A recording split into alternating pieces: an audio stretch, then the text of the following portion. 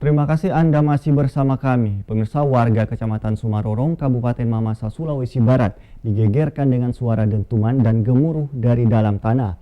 Petugas kepolisian dan BNPB yang menerima laporan dari warga langsung mendatangi lokasi untuk melakukan pengecekan.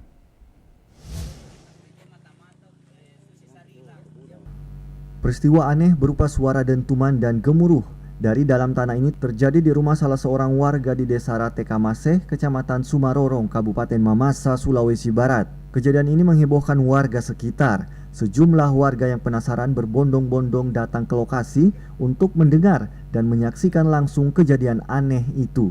Menurut pemilik rumah, kejadian ini sudah berlangsung sejak 2 minggu terakhir. Awalnya ia mengira kejadian tersebut merupakan pengaruh gempa yang terjadi beberapa waktu lalu. Namun karena suara dentuman terus berulang, sehingga ia akhirnya melaporkan kejadian itu ke aparat setempat. Selalu bahkan 2 kali kayak berturut-turut bunyi. Bergetar? Tidak bergetar, bunyi tung begitu.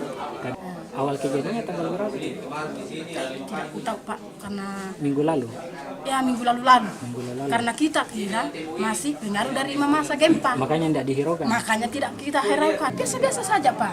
Sementara itu petugas kepolisian dan BNPB Kabupaten Mamasa yang menerima laporan dari pemilik rumah langsung mendatangi lokasi kejadian untuk melakukan pengecekan, termasuk merekam suara dentuman dan gemuruh tersebut.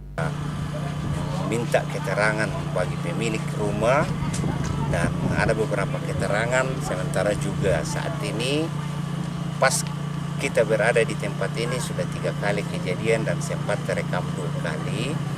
Lalu itu rekaman kita sudah kirim ke BMKG dan sementara masuk peralatannya di sana.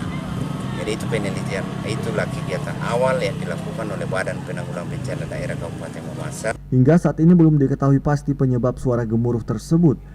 Petugas BPBD Mamasa berencana mengirim rekaman suara dentuman yang disertai gemuruh itu ke pihak Badan Meteorologi, Klimatologi, dan Geofisika untuk diteliti. Dari Kabupaten Mamasa, Huser Sainal, iNews melaporkan.